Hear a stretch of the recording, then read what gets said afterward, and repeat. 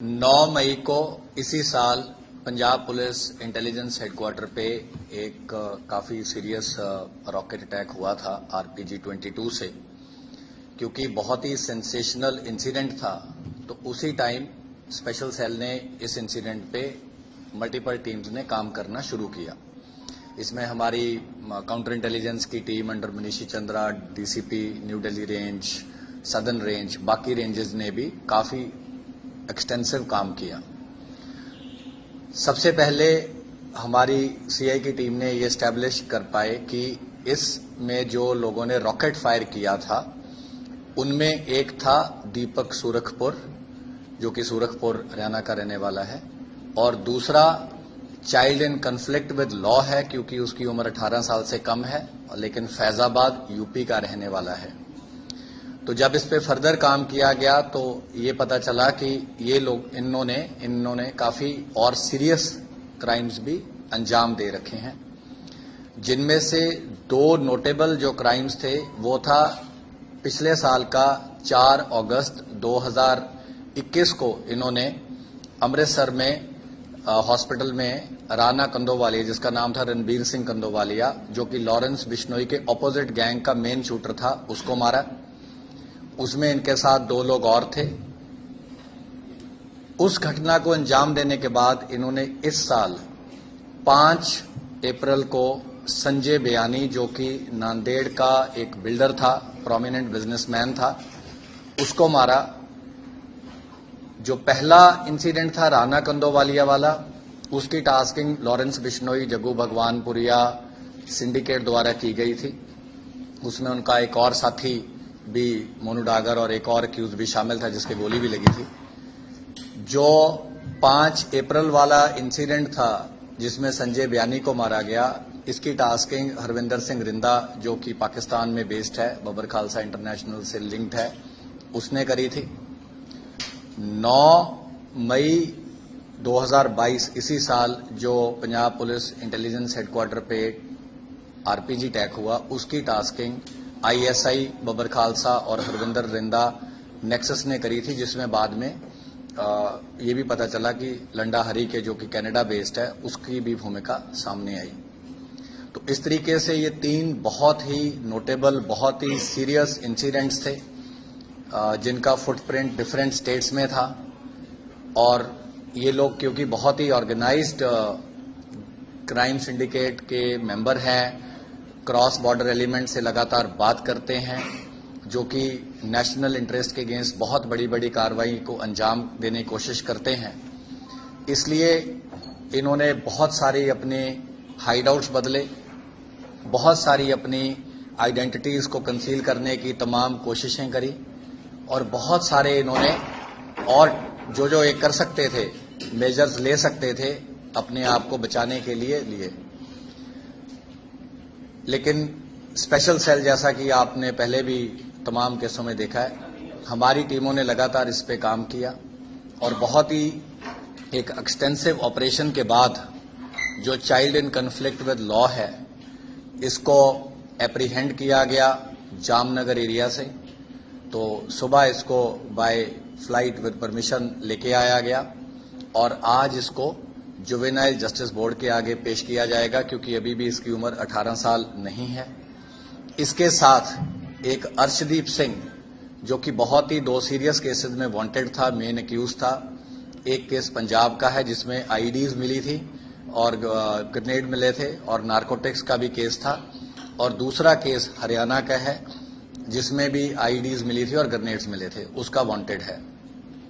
तो इस तरीके से स्पेशल सेल ने इनको अरेस्ट और एप्रीहेंड करके ना तो बहुत ही 3 सीरियस केसेस के जो मेन शूटर या रॉकेट फायरर थे उनको पकड़ा है, बल्कि इनकी अभी तक की इंटरोगेशन और क्वेश्चनिंग से ये भी सामने आया है कि लॉरेंस बिश्नोई, जग्गू भगवानपुरिया सिंडिकेट द्वारा सलमान खान को टारगेट करने की भी इनको टास्किंग की गई थी, जिसमें कि ये child in conflict with law था।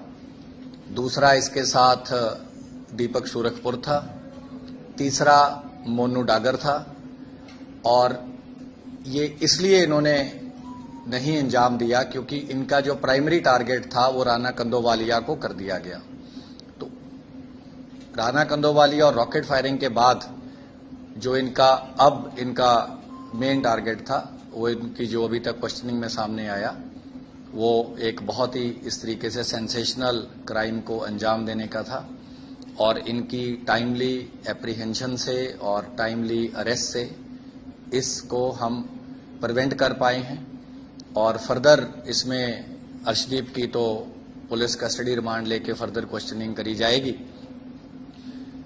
जो child in conflict with law है उसको जुवेनाइल जस्टिस बोर्ड के आगे पेश किया जाएगा और फर्दर वो जो भी उनका जुवेनाइल होम है वहां पे जो भी कार्रवाई होगी और कोर्ट में भी अर्जी लगाई जाएगी क्योंकि आपको पता है कि अगर 16 साल से उम्र ज्यादा है और 18 से कम है और अगर सीरियस और सेंसेशनल हीनस केसेस में आप इन्वॉल्व हैं तो कोर्ट को राइट्स है उसको एज अडल्ट ट्रीट करके उसमें ट्रायल करना।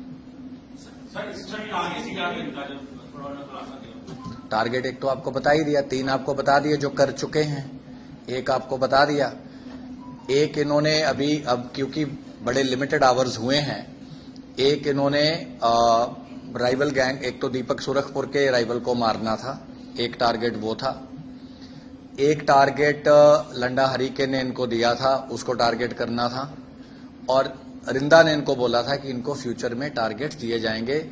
जब से इन्होंने रॉकेट फायर किया तब से इसको लगातार हरविंदर रिंदा डिफरेंट तरीके से पैसे भेजता रहा है और संजय बयानी को मारने के लिए 9 लाख रुपए इनको मिले। दोनों जो शूटर थे उनको 4.5 लाख के करीब पैसे मिले।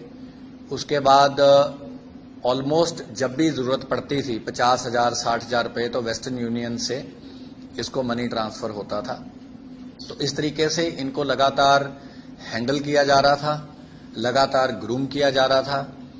अपने जो सिंडिकेट के बाकी एसोसिएट्स थे उनके साथ इनको टच कराया जा रहा था। आपको ये जान के एक्सटेंसिवनेस का पता आप अप्रिशिएट कर पाएंगे कि पंजाब में और महाराष्ट्र में तो वारदातें करी, उसके बाद तकरीबन 18 स्टेट्स में ये लोग रह चुके हैं पिछले 4 महीने में। तो इतनी जगह पे ठहरना, इतनी जगह पे रुकना, इतनी इनकी लोकेशंस चेंज होना, बहुत ही एक एक्सटेंसिव सिंडिकेट की रीच जो इनकी है, जो इनके साथी हैं, जो इनके साथ एक्टिव रहे हैं, उसको डेमोन्स्ट्रेट करता है। ये सलमान खान की रेकी करने किस टाइम पीरियड में मुंबई गया था और ये लॉरेंस गैंग से कैसे अटैच हुआ था, किसके जरिए था? इसमें जो रेकी थी अभी इन्होंने नहीं करी थी, इनको टास्किंग थी कि ये बड़े वारदात करने के बाद इन्होंने इसको अंजाम देना है। रेकी अभी नहीं करी थी इस मॉड्यूल ने। और लॉरेंस और जग्गू और जो बाकी इनके तमाम सिंडिकेट है जिसके नाम आप सारे जानते हैं, काला, जथेड़ी एक्सेट्रा, तो इसके साथ ये जो दीपक सुरखपुर है ये पुराना क्रिमिनल है। नवंबर दिसंबर लास्ट ईयर तक ये एक्टिवली लॉरेंस के सिंडिकेट के टच में था, लेकिन जनवरी ऑनवर्ड्स इस पे ज्यादा जो इन्फ्लुएंस था वो हरविंदर रिंदा और क्रॉस बॉर्डर एलिमेंट्स का हो गया, जिसके कारण इनको लगा कि पैसा ज्यादा मिलेगा। अगर ये क्राइम करते हैं तो इनको था कि जैसे राणा को मारा तो इनको 40-40 हजार रुपए मिले, लेकिन संजय बयानी को मारा तो 4.5 लाख मिले। पंजाब पुलिस इंटेलिजेंस हेडक्वार्टर पे रॉकेट फायर किया तो उससे ज्यादा पैसे की इनको लालच दिया गया था। तो एक हार्डन क्रिमिनल है इनके सिंडिकेट के मेंबर्स, तो इनको ये है कि जितना बड़ा वारदात को अंजाम देंगे उतना शायद इनको ज्यादा इकोनॉमिक गेन होगा, तो वो भी एक डायमेंशन है। सर, सलमान खान क्यों लॉरेंस मिशनर के टारगेट पे, इस गैंग के टारगेट? ये आपको पहले कितनी बार तो बता चुके हैं। सर, इस नाबालिग को जो सलमान खान ने क्या टास्क दिया गया था मारने के लिए, या इसको भी दिया गया था कि आप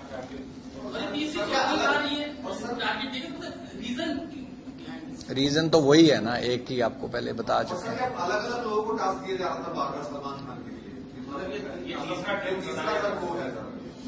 वो एक तो पहले उनका फेल हो गया, संपत नेहरा पकड़ा गया, अंकित भादु इनकाउंटर में मर गया। उसके बाद जो बाकी लोग रेकी करके आए, फिर उन्होंने सिद्धू मूसेवाला को टारगेट कर दिया। इनको बोला कि राणा कंदोवालिया पहले करो उसके बाद करो।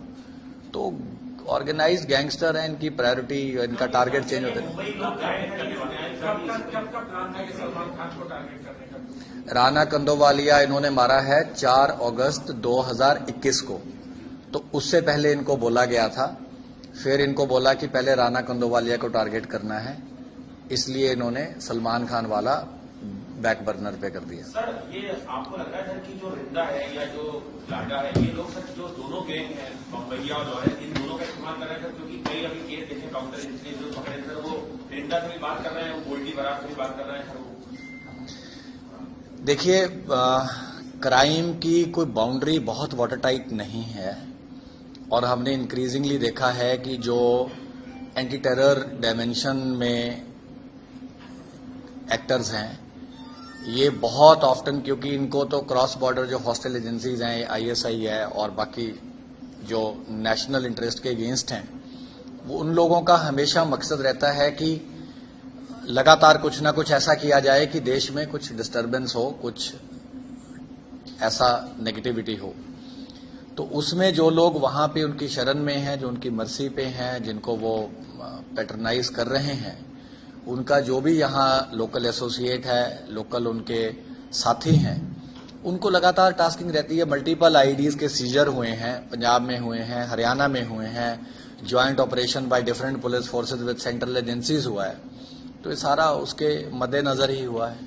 सर, रॉकेट फायरिंग के मामले में पंजाब पुलिस और हरियाणा पुलिस ने कई लोगों को अरेस्ट किया है, although this is one of your cases. इसने आप लोगों को इंटरोगेशन में क्या बताया? क्योंकि अल्टीमेट मकसद तो ठीक है टेरर फैलाना ही, लेकिन इसने इंटरोगेशन में क्या बताया कि क्या एक्चुअली मकसद था वहां पर? नहीं, मकसद तो यही था कि एक बहुत बड़ा एक सिंबॉलिक टेरर एक्ट है। अगर आप किसी स्टेट पुलिस के हेडक्वार्टर पे, जो कि काउंटर टेरर का काम देख रही है या इंटेलिजेंस का काम देख रही है, तो उनके लिए एक बहुत बड़ा सिंबॉलिक एक्ट था। लकीली उसमें कोई ज्यादा जान माल का नुकसान इसलिए नहीं हुआ क्योंकि एक तो थोड़ा आउट ऑफ रेंज था वो, जहां से इन्होंने किया, वो सड़क के पार एक खाली प्लॉट था, उसकी दीवार थी, वहां पे खड़े होकर इन्होंने फायर किया। दूसरा, शाम के तकरीबन 7:45 का टाइम था, तब तक ऑफिस ज्यादातर लोग नहीं थे और बिल्डिंग काफी हैवीली कॉन्क्रीटाइज थी, जहां पे ये लगा एम्ड भी बहुत ज्यादा एक्यूरेट नहीं था। It did have some damage to the infrastructure but not sufficient enough to cause any loss of life. Sir, आपकी जांच में क्या अभी तक ऐसा भी कोई चौथा मॉड्यूल सामने आया है जो सलमान खान के लिए काम कर रहा हो? 3 तो आ चुके हैं। जो सामने आएगा वो हम आपको बताएंगे। Thank you.